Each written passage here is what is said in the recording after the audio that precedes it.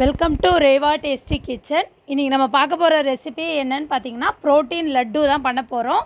இந்த வருஷம் தீபாவளிக்கு நீங்கள் கண்டிப்பாக இதை உங்கள் வீட்டில் ட்ரை பண்ணுங்கள். இப்போ இதுக்கு தேவையான பொருளாக என்னென்னன்றதை பார்த்துருவோம் வாங்க. நான் 1 கப் அளவுக்கு வேர்க்கடலை எடுத்து வச்சுருக்கேன். அதே கப் அளவுக்கு ஒரு 1/2 கப் அளவுக்கு சர்க்கரை, ஒரு 15 நம்பர் அளவுக்கு முந்திரி எடுத்து வச்சுருக்கேன். ஒரு 1/4 ஸ்பூன் அளவுக்கும் கம்மியாக ஏலக்காய் தூள் எடுத்து வச்சுருக்கேன். இது ஈஸியாக செய்யக்கூடிய ஒரு ஸ்வீட் ரெசிபி, வாங்க பார்க்கலாம். இப்போ நான் அடுப்பில் கடாய் வச்சுருக்கேன். இப்போ இந்த வேர்க்கடலையை நான் இதோட ஆட் பண்ணியிருக்கேன். நான் இதை கொஞ்சம் மீடியம் ஃப்ளேமில் வச்சு தான் நான் வறுக்கிறேன். நீங்கள் ரொம்ப இதை ஹை ஃப்ளேம் வச்சு வறுத்துட்டிங்கன்னா இது மேலே நல்லா செவந்தாப்பில் ஆகிடும், உள்ளெல்லாம் அந்த அளவுக்கு வறுபட்டுருக்காது. அதனால தான் இதை மீடியம் ஃப்ளேமில் வச்சு வறுக்க சொல்கிறேன். என்னோடய சேனலை யாராவது சப்ஸ்கிரைப் பண்ணாமல் இருந்தீங்கன்னா சப்ஸ்கிரைப் பண்ணுங்கள். அது பக்கத்தில் இருக்க பெல் ஐக்கானை ப்ரெஸ் பண்ணுங்கள். அப்போ தான் நான் தினம் போடுற வீடியோஸ்லாம் உங்களுக்கு நோட்டிஃபிகேஷனோடு வரும். இது நல்லா கொஞ்சம் வறுபடணும்.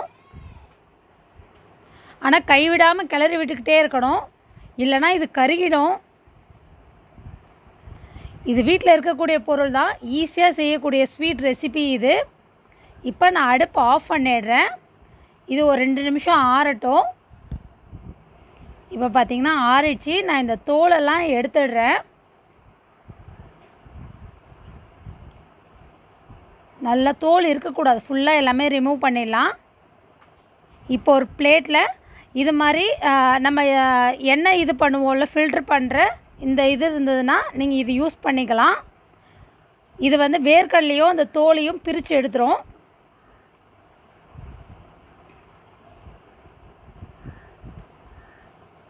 இப்போ பார்த்திங்கன்னா தோல் தனியாக வந்துருச்சு. இப்போ இதை ஒரு பிளேட்டுக்கு நான் மாற்றிடுறேன். இப்போ நான் ஒரு மிக்சர் ஜார் எடுத்துருக்கேன். அதில் இந்த வேர்க்கடலை ஆட் பண்ணிடுறேன்.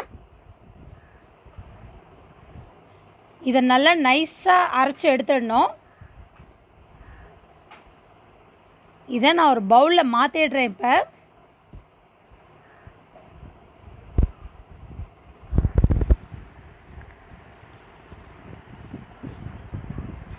இப்போ அதே ஜாரில் நான் இந்த முந்திரியை ஆட் பண்ணிடுறேன்.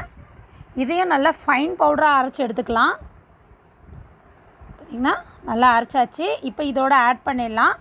முந்திரி ஆட் பண்ணுறப்ப இதோட டேஸ்ட் ரொம்ப நல்லாயிருக்கும் வேர்க்கடலையோட.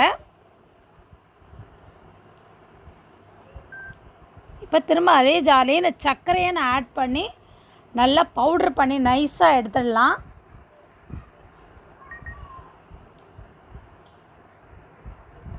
பார்த்திங்கன்னா நல்லா ஸ்மூத் பவுடராக ஆகிடுச்சு. இப்போ இந்த முந்திரியும் வேர்க்கடலையும் ஃபஸ்ட்டு நம்ம நல்லா மிக்ஸ் பண்ணி விட்டுருவோம்.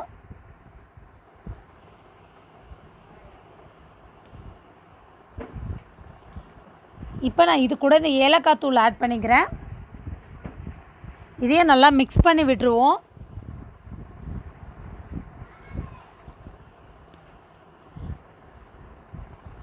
இப்போ இது கூட நம்ம இந்த பொடிச்ச சர்க்கரையும் இதோட ஆட் பண்ணிடலாம்.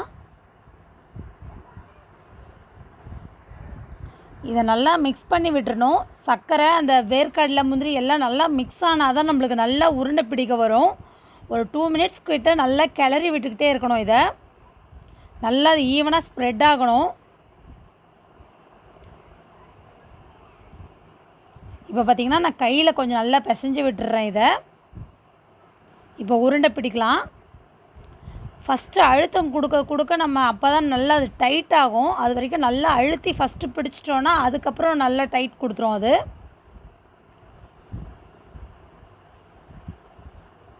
உருட்டுறதுக்கு கொஞ்சம் கஷ்டமாக இருக்கும். அப்புறம் நல்லா நீங்கள் பிடிச்சிட்டிங்கன்னா அது ரொம்ப ஈஸியாக வர ஆரம்பிச்சிரும். பார்த்திங்கன்னா வந்துடுச்சு பாருங்கள். இப்போ நம்ம இதில் நெய் கூட எதுவுமே ஆட் பண்ணல. ஈஸியான ஒரு ஸ்வீட் ரெசிபி தான் இது. இன்னொரு உருண்டை பிடிக்கிறேன் பாருங்கள்.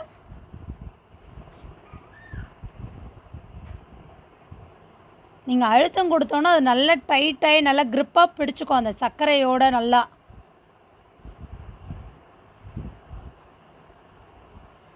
நான் கொடுத்துருக்க பதம் இதுக்கு கரெக்டான அளவு. இந்த அளவு போட்டாலே கரெக்டாக உருண்டை பிடிக்க வரும்.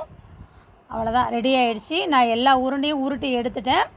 ட்ரை பண்ணி பாருங்கள். ட்ரை பண்ணி பார்த்துட்டு எப்படி இருக்குன்னு கமெண்ட் பண்ணுங்கள். என்னோடய வீடியோவை லைக் பண்ணுங்கள். மறக்காமல் உங்கள் ஃப்ரெண்ட்ஸ்க்கு ஷேர் பண்ணுங்கள். தேங்க்ஸ் ஃபார் வாட்சிங்.